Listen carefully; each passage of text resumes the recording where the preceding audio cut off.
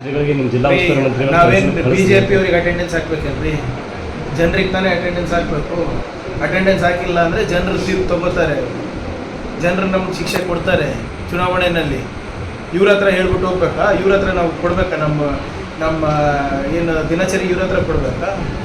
ನಾವು ಯಾವ ರೂಟಿಗೆ ಹೋಗ್ತಾ ಇದ್ದೀವಿ, ಎಲ್ಲಿ ಹೋಗ್ತಾ ಇದ್ದೀವಿ? We are not responsible for BJP.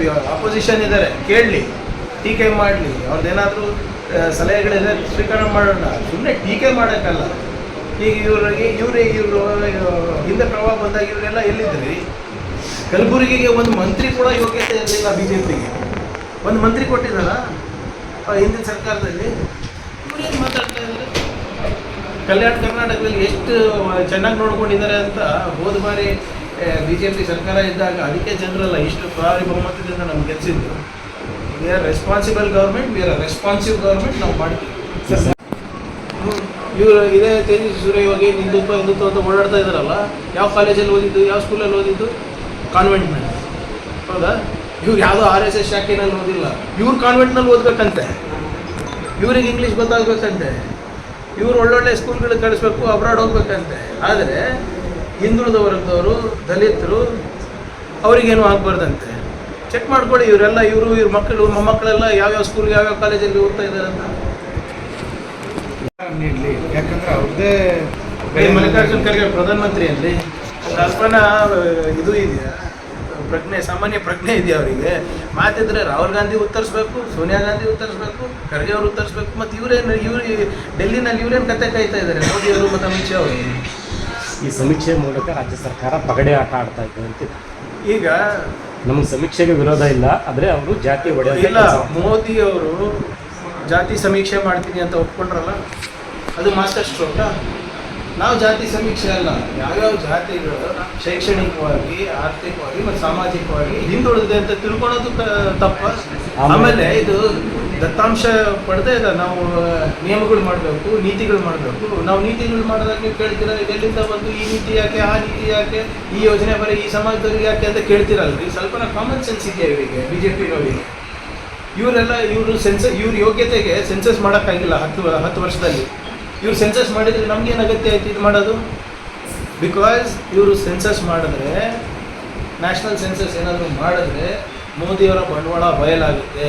ಇವರೇನು ವಿಶ್ವಗುರು ಅಂದ್ಕೊಂಡು ಹೇಳ್ಕೊಂಡು ಓಡಾಡ್ತಾರೆ, ಅದೆಲ್ಲನೂ ಕೂಡ ಕುಸಿದೋಗುತ್ತೆ.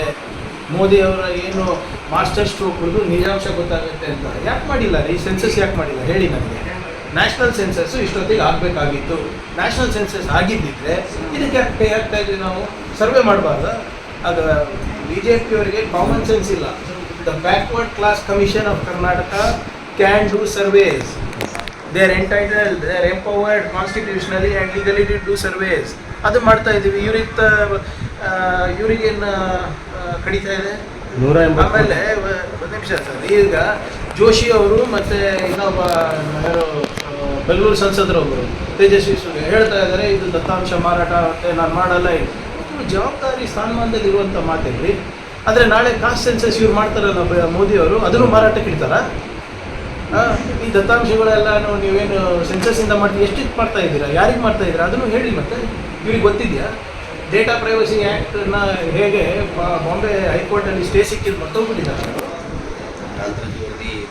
180 ರಿಪೋರ್ಟ್ ಮಾಡಿ ಯಾಕೆ ಇಂಪ್ಲಿಮೆಂಟ್ ಮಾಡಿಲ್ಲ? ಲೀಕ್ಔಟ್ ಮಾಡಿದ್ದೆ ಸರ್ಕಾರ. ನೋಡಿ, ಕಾಂತರಾಜ್ ವರದಿ ಆದಮೇಲೆ ನಮ್ಮ ಸರ್ಕಾರ ಇತ್ತು. ಕಂಟಿನ್ಯೂಯೇಷನ್ ಇದ್ದಿದ್ರೆ ನಾವು ಮಾಡ್ತಾ ಇದ್ವಿ. ಅಲ್ಲಿ ಸಾಕಷ್ಟು ದತ್ತಾಂಶಗಳು ಸಿಕ್ಕಿತ್ತು, ಅದನ್ನು ನಾವು ಮುಂದುವರಿಸ್ತಾ ಇದ್ವಿ. ಇವ್ರು ಯಾಕೆ ಇವ್ರಿಗೆ ಕಾಳಜಿ ಇದ್ದಿದ್ರೆ ಹಿಂದುಳಿದ ವರ್ಗದವ್ರ ಬಗ್ಗೆ ಇವ್ರು ತೊಗೊಂಡು ಮಾಡ್ಬೋದಾಗಿತ್ತಲ್ಲ. ಆಯಿತು, ನೀವು ರಿಪೋರ್ಟ್ ಎಲ್ಲರೂ ರಿಪೋರ್ಟ್ನಲ್ಲಿರುವಂಥ ಎಲ್ಲ ಅಂಶಗಳು ಬೇಡ ಅಂದರೆ ದತ್ತಾಂಶ ತೊಗೋಬೋದಾಗಿತ್ತಲ್ಲ, ಯಾಕೆ ತೊಗೊಂಡಿಲ್ಲ? ಆಮೇಲೆ ಇವರು ಎಲ್ಲರೂ ಯಾರು ಇದು ಬೇಡ ಅಂತ ಇದ್ದಾರೆ, ಯಾವ ವರ್ಗದವರು? ಜೋಶಿಯವರು ಇರ್ಬೋದು, ತೇಜಸ್ವಿ ಸೂರ್ಯ ಇರ್ಬೋದು, ಯಾವ ವರ್ಗದವರು? ಇವರಿಂದಾನೇ ಅಲ್ವಾ ಚತುರ್ವರ್ಣ ಬಂದಿರೋದು. ಅದಕ್ಕೆ ಬೇಡ ಅಂತ ಇದ್ದಾರೆ. ಹಿಂದುಳಿದ ವಿರೋಧಿ ನೀತಿಗಳನ್ನು ಇವರನ್ನು ಅನುಸರಿಸ್ತಾ ಇದ್ದಾರೆ. ಏನಾಗುತ್ತೆ ಹೇಳಿ? ಒಬ್ಬ ಹಿಂದುಳಿದ ವರ್ಗದವರು ಇರ್ಬೋದು, ದಲಿತರು ಇರ್ಬೋದು, ಅಥವಾ ಆರ್ಥಿಕವಾಗಿ ಹಿಂದುಳಿದ ಮೇಲ್ವರ್ಗದವರು ಆರ್ಥಿಕ, ಶೈಕ್ಷಣಿಕ ಏನು ಅವ್ರ ಹಿನ್ನೆಲೆ ಏನಿದೆ ಅಂತ ತಿಳ್ಕೊಳತ್ತಪ್ಪ ಸರ್ಕಾರ. ಮತ್ತು ನೀತಿ ಹೆಂಗೆ ಮಾಡ್ತೀವಿ ನಾವು? ಹಾನಿ ಆಗ್ತದೆ ಇಲ್ಲ. ಇವ್ಯಾಲ್ಯೂಯೇಟ್ ನಾವು ಅಕ್ಯುರೇಟ್ ಫಿಗರ್ಸ್ ಕೊಟ್ಟರೆ ನಮಗೆ ಪರಿಹಾರ ಸಿಗುತ್ತೆ. ಸುಮ್ಮನೆ ನಾವು ಕಾಟಾಚಾರಕ್ಕೆ ನಾವು ಕೊಟ್ಟರೆ ಯಾವುದೇ ರೀತಿಯಾದಂಥ ಪರಿಹಾರ ಸಿಗುತ್ತೆ. ವಿಜಯೇಂದ್ರ ಅವರು ಹೇಳ್ತಾರೆ, ಕಲಬುರಗಿನಲ್ಲಿ ಚಿತ್ತಾಪುರ ತಾಲೂಕಿನ ಕೆಲವು ಹಳ್ಳಿಗಳಿಗೂ ವಿಸಿಟ್ ಮಾಡ್ತಾರೆ. ಅವ್ರು ಹೇಳುವಂಥದ್ದು, ಯಡಿಯೂರಪ್ಪನವರು ಕೇಂದ್ರದ ಕಡೆ ಕಾಯ್ಕೊಂಡು ಕೂಡಲಿಲ್ಲ, ಮೊದಲು ಏನು ಕೊಡಬೇಕು ಎಲ್ಲ ಕೊಟ್ಬಿಟ್ರು, ಆಮೇಲೆ 1417 ಕೋಟಿ ರೂಪಾಯಿ ಯಾರು ಅವ್ರು ಕೊಟ್ಟಿದ್ದ ಹಂಗೆ ಮಾಡ್ತಾ ಆಯಿತು. ಇದ್ದಾರೆ. ಅವರೇ ಪೂಜೆ ಅಪ್ಪಾಜಿನೇ ತಾನೇ ಹೇಳಿದ್ದು ನೋಟ್ ಛಪಾಸ ಮಿಷಿನ್ ಇಲ್ಲ ಅಂತ. ಅವ್ರದ್ದೇ ತಾನೇ ಅವ್ರ ತಂದೆಯವ್ರು ತಾನೇ ಬಂದೇ ಇಲ್ಲ ಕಲಬುರಗಿಗೆ. ಈಗ ಯಡಿಯೂರಪ್ಪ 13,000 ಕೊಟ್ಟರು, ರಾಜ್ಯ ಸರ್ಕಾರ 23,000 ಕೇಂದ್ರ ಸರ್ಕಾರ ನೋಡಿ, ಒಂದನೇದು ಯಾರು ಕಾಯ್ಕೊಂಡಿದ್ದಾರೆ? ಹೋದ ಬಾರಿ ಕಾಯ್ಕೊಂಡು ಕೂತಿದ್ವಾ? ಸುಪ್ರೀಂ ಕೋರ್ಟ್ ನಾವು ನಮ್ದೇನು ಪಾಲಿದೆ ನಮ್ಗೆ ಕೊಟ್ಟು ಸುಪ್ರೀಂ ಕೋರ್ಟಿಗೆ ಹೋಗ್ಬೇಕಾಗಿತ್ತು. ನಾವು ಮತ್ತೋಗ್ಬಿಟ್ಟಿದ್ದಾರೆ BJP ಅವರು. ವಿಜೇಂದ್ರ ಅವ್ರಿಗೆ ನಾನು ದಯವಿಟ್ಟು ನೆನಪಿಸ್ಲಿಕ್ಕೆ ಬಯಸ್ತಾ ಇದ್ದೀನಿ, ಹೋದ ಬಾರಿ ಸುಪ್ರೀಂ ಕೋರ್ಟ್ ಏನು ಆದೇಶ ಕೊಟ್ಟಿದೆ ಸ್ವಲ್ಪ ಓದಿ.